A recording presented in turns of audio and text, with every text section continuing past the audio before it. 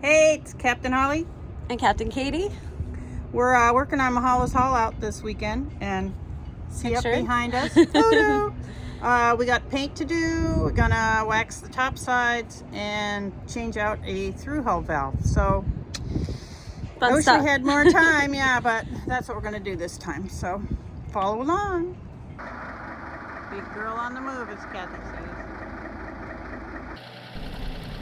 Holly will talk about this later, but she decided to go with Eddie's Crane in Wilmington, California, based on that she could do her own work at the yard. She didn't have to pay someone to do all of the bottom painting, whatever she had to do through holes.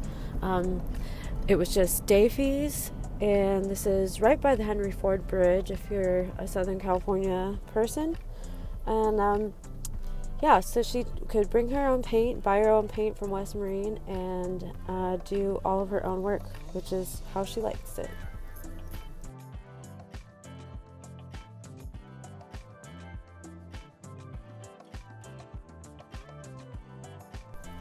The yard hauled out Mahalo on Friday afternoon, but she didn't make the pressure washing, so we had to scrub the bottom, and then here she is looking for blisters.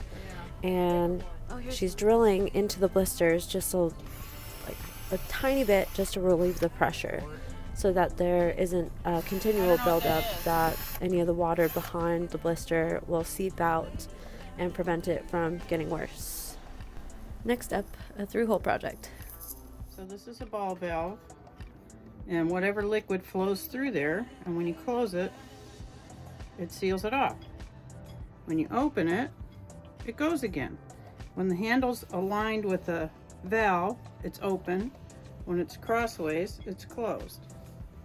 Here's why we're changing it, because this old blue one, which is blue from corrosion, doesn't turn anymore. It's stuck half open.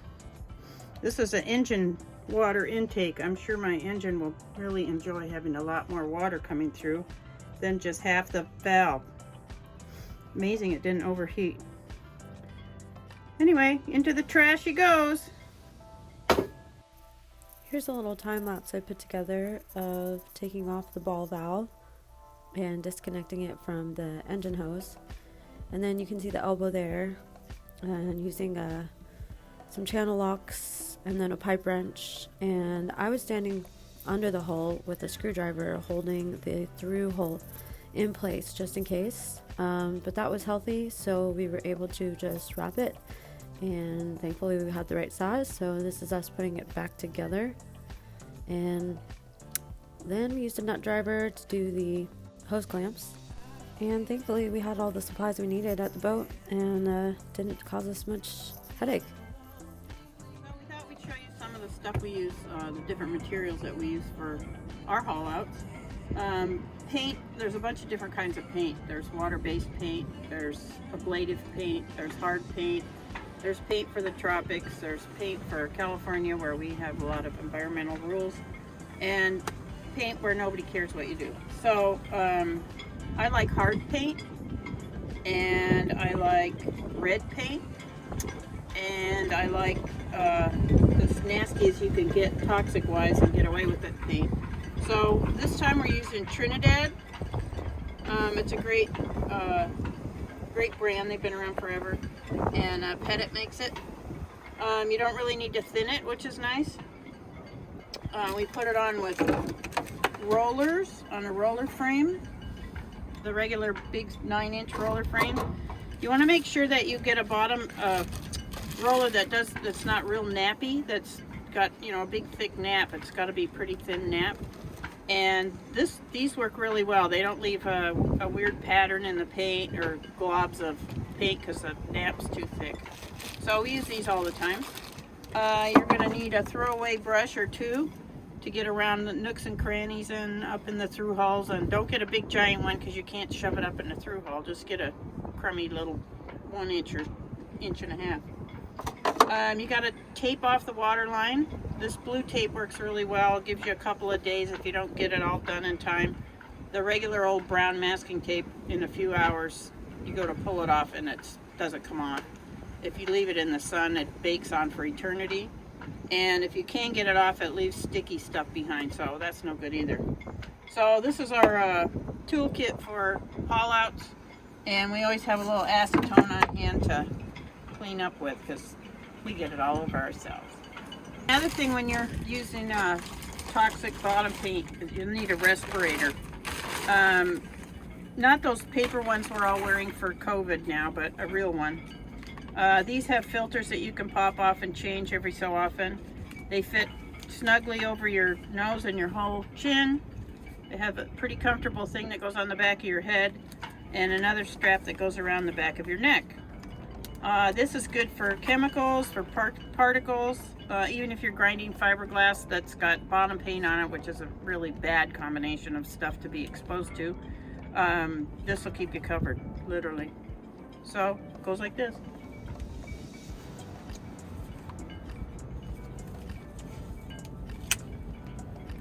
Hot. Hot, so hot. Actually, it's not so bad. Okay, what else? We have bottom scrubbers. I don't know if you knew this, but all the scrubby stuff, the darker the color, the more coarse it is. So if you're, like yesterday, we had to clean off the topsides. We didn't want to scratch the paint, so we used a white one. When we had to clean the bottom, because I didn't get here in time to get power washed, so I had to scrub it, we used these brown ones. This is pretty cool. It's kind of like a drywall sander. You screw your pole in there and you can stand at a distance and scrub the bottom, and it's articulating. Pretty cool. Some coarse sandpaper to get crud off your propeller and your shaft, or any lumpy stuff that's in the bottom paint. If you really need to do a massive sanding job, you need to use wet sandpaper and wet and dry, black sandpaper, as coarse as you can get it. So if you're going to do a lot of wet sanding, and you're going to get wet water running down your arm that's all full of nasty bottom paint. So to avoid that, you can get an old cloth diaper, roll it up, put it around your wrist. This helps if you have a friend help you with this. And tape it on like a bracelet around your wrist, so as you work, all the stuff gets absorbed by the diaper. You can keep turning it, and then it doesn't run down into your lymph nodes in your armpits. Always a good thing. Next up, taping. Taping the water line. It's best to try to tape off with one continuous strand of tape per side. That way you get less seams and less seepage through that tape. So seal it well with your fingers, and then Holly was able to roll all the way up to that line without brushing. This paint's toxic, so obviously you have to wear a respirator. Oh yeah. Well, we're not wearing a wet respirator because we're starting at the leeward end and we're working upwind, so the wind blows the stink away. And we're gonna run around, do the whole thing. Kathy's got the brush. She gets all the places where the rollers can't get, like on top of the rudder and stuff like that. Around the shaft, up the through holes. I got the roller with the pole so I can get up high. And Katie's got the roller without the pole so she can do the keel at ground level. So pretty soon we'll get this all done. And we'll just keep going around until we're done. We have 2 gallons. Showtime! Good morning, sailing sisters. I'm just having some breakfast and getting ready to go back down to the boatyard. Last night I got back after we finished the second coat, and I have friends staying with me, so I just came right back and still have paint all over my hands, and tried to scrub off some of the paint all over my arms. Got most of it, but tried to get as much off as I could. Yesterday went really well. We got the ball valve changed. We got 2 coats of paint on the bottom, which is awesome to have 3 people there, because one person can be brushing, the other person, 2 people can be rolling, and it goes by pretty fast. We just banged it out, which is awesome. And then after we finished that, we did pretty much a quick cleanup. I went home. My mom stayed on the boat with Kathy and the cats come along for the haulouts apparently these days. So that's pretty awesome. They just got cozy and stayed down in the boatyard, and then I'm meeting them down there this morning. And today is going to be hull waxing day. So hopefully my shoulders are feeling strong, feeling ready to go. But yep, a lot of above the head work. And anyway, I brought the drone, so hopefully we'll get a little bit of drone footage so you guys can check out the boatyard and see where it's at. It's in a pretty cool spot in Wilmington. I was talking to my mom about that yesterday, and this boatyard has probably been there before World War II. It's been there forever, and I guess, yeah, I'll have to hear more about that when I meet up with my mom. So join me, come down with me, and yeah, I'll see you down there. So I just got down to the boatyard.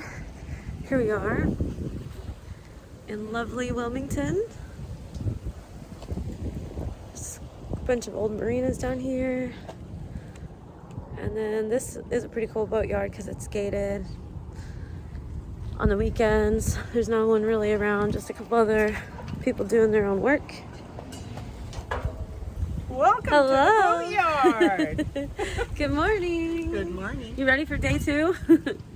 Yep, Day I'm all loaded 2. up with Advils, ready to roll. Sadie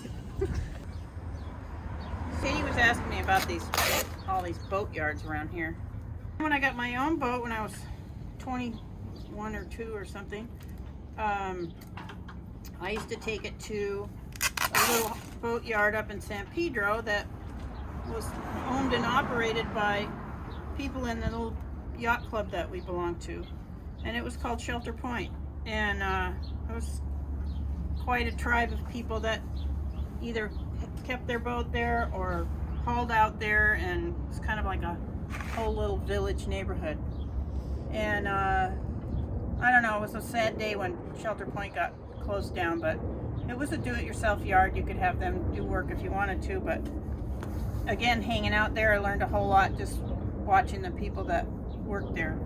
And now there's hardly any do-it-yourself yards left in this LA Harbor area. The boatyard by my boat in Almeida's Bay is not do-it-yourself anymore. They charge ridiculous amounts of money, and I don't know, I think I do a better job. So I mean, look at this. Who couldn't fall madly in love with all this junk laying around? And you never know what you're going to see in a boatyard. So anyway, it's fun. What's the history of this boatyard? I don't know this boatyard intimately, but it's been here as long as I can remember, and I'm certain that well beyond that. It was probably built maybe in the 30s, and probably survived World War II. During World War II, nobody could leave the LA harbor. It was all blocked off with submarine nets, so everybody just sailed around in the harbor here. And this is one of the older marinas that's been here for who knows how long. We could ask them and find out, but it's like the only one left. So what's the name of it? Oh, well, this is Eddie's Crane here, and so it's Eddie's Marine Service is the yard here, and this is at the Cerritos Yacht Anchorage. Yacht might be a stretch, but anyway, it's a nice little folksy marina. All good. All right, let's get to waxing. Okay, just to show you how amazing this stuff is. So here's the goop. Get the brush all gunked up. I'm just going to do this little piece right now so you can watch it work. So we use this stuff, FSR, which is fiberglass stain remover. It's just a gel kind of stuff, but it's oxalic acid in a gel form. Oxalic acid is going to eat up the iron in the rust. Even though all this stuff's stainless steel, it's still got iron in it. So in a minute, that will turn almost white, and we'll rinse it off with a wet rag, and then we might have to do a couple coats, but it will come right off. Just so you can see it's making progress. Oh yeah. See, it's already getting lighter. So we'll put some more on. If we weren't doing a video, I'd just slop this whole area with this stuff and let it sit there. And you can either rinse it off with a hose, or we're gonna rinse it off with a wet rag in a bucket. Okay, be right back. This is about ready to wipe off. This rag has fresh water in it. And just to show you the difference, could use one more little go to get rid of that last little orange line, but that was just no elbow grease, no scrubbing, just FSR. So now that you see the difference, we'll do the rest of it. Ideal.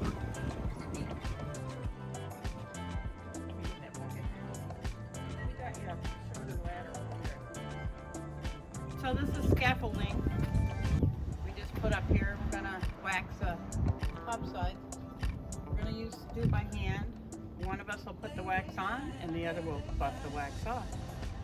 The Mahalo's hull has been painted with linear polyurethane paint. It was Sterling brand, and Finesse does a real good job of bringing back the luster of painted surfaces in addition to gel coat. So it's work, but it's a whole lot less work than it could be, and you'll see a huge difference, I'm sure. Okay, hang on, here we go. Before we did this, before Katie got here, we used that white scrubber and some water and just shot the salt off the hull and gave it a light wipe to get all the dirt and stuff from sitting in the slick. Okay. Wax on. You don't want to let it dry completely, but you also don't want it goopy.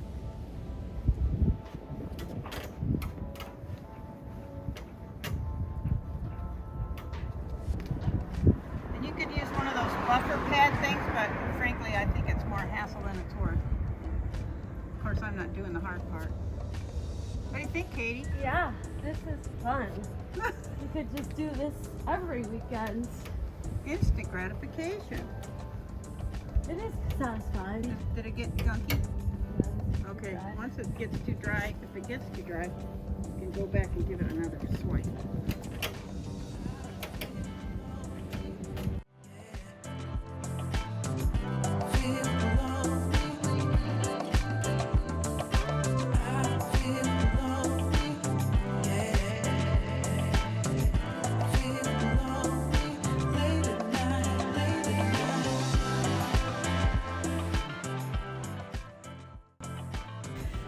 All right, we just finished waxing port side. Woohoo! Look One at that shine! done. Look at that shine! One side done. Kathy's still FSRing the water line. Whew. How Let's you feel? eat some lunch and have some more Advils. Remember Katie? Hello. Yeah, how are This you? is Katie over here. Hi. Hi. Sorry, you don't film. Jonas. Hi, Jonas. That's all. We're just taking a vlog, so I'm just saying hi. Hello. Here's Charlie. Man, Charlie. Charlie's coming in. So this is our friend Jonas. He came to see what we're doing at the Boatyard. So he's going to haul his boat. So we were talking about kind of how it goes. So we were just talking about sloppy cutlass bearings. That's what that is. And we talked So about. does that much wiggle need to be? Yeah, changed? it rumbles a little bit when I'm motoring. It doesn't go side to side, but that one needs a little attention next time. This is my propeller. We're getting pretty intimate here. This is a max prop, and it's a feathering prop. So, isn't that crazy? So the whole point of this is, well, there's several points. One is when you're sailing, you can put the engine in reverse. The prop will stop, the shaft will stop spinning, and the blades will feather like this, so there's absolutely no drag when you're sailing. When you put it in gear, the blades rotate. Actually, that's backwards, but anyway, the blades rotate, grab the water, and you really get a great thrust. And then when you go in reverse, You get less prop walk because the blades have rotated around so that you get more power in reverse. That's a more direct, straight back thrust rather than off at an angle. You can take it completely apart and adjust the pitch, which is the angle of the blade. The diameter is just the diameter. You can't do anything about that. And for maintenance, it needs, in these two holes here, we thread in a Zerk fitting and pump grease in there. And every few years, you should take the whole thing apart and clean it out. So right before we launch, we'll dig the crud out of those holes. They're threaded inside. We'll thread in a grease fitting and pump it full of grease. I have a grease gun that doesn't have enough oomph to force the grease in there, so I'll ask the yard to borrow theirs. This is a zinc. It's got a little bit more life on it, and that's a sacrificial zinc. Some people call them an anode. Actually, that one's getting pretty tired. That is put directly onto the prop shaft, which you can see inside of there. It corrodes before the bronze or the stainless shaft will. There's a certain amount of electricity in water in the marina. Some places are hotter than others. Bronze is copper and brass, so it eats the brass out of your bronze stuff, and you end up with a pink copper metal that's weak, and it'll just chip apart. So you always need to have a sacrificial zinc or an anode, and the propeller has its own. This thing gets replaced every so often. This thing is called a shaft sharp, and it's super sharp, and it's meant to cut kelp or rope or something that might get trapped around the prop shaft. I saw a big long length of rope. It was a long line fishing situation in Baja one time. It was about 1-inch diameter rope that was floating at the surface, and I couldn't see the ends. I don't know how long, it was miles long, and I inadvertently ran over it because the swells are really big. I didn't see it until it was right under me, and I saw it go under the boat, and it ran along the keel, and I had just enough time to disengage the autopilot, and as the line came up, it just cleared the bottom of the rudder here, and I felt that, I had the tiller in my hand, and I felt it, you know, and I was like, oh, and then it came out the back. So I was, after that, I'm like, I'm getting one of those rope cutters on my propeller shaft, because I can't imagine how horrible it would be to get hung up. And the seas were about 15 feet, so that would have been dreadful. There's a product called prop something, and that you can put on here that acts as bottom paint for your propeller, but if you put bottom paint on here, it just zips off. Sorry? Prop cloth. No, prop something. Anyway, prop speed, that's it. It's a peanut gallery.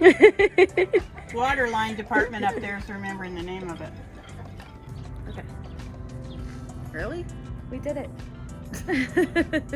Yeah, we did it. We're kind of whipped, but we did it. And she looks good and shiny, and got the ball valve fixed, so the engine gets lots of nice cool water now, so feeling pretty good. Waxing, waxing, waxing. Painting, painting, painting. All good. And for some reason it smells like pigs right now. like there's a ship full of pigs or something. Like it smells like a pig It farm. definitely smells like there's a farm animal around here somewhere. Not quite sure where, but it does smell like a farm animal. Of course it might be. Anyway. I don't think it's us. No. Well, let's hope. Anyway, thanks for watching all this foolishness, and we'll see you out there somewhere. Bye. Ta!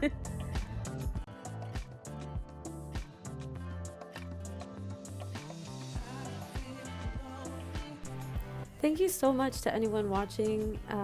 This is new for us, so please give us a like or share it with anybody you think would be interested, and let us know if this is something you want more of, any type of content.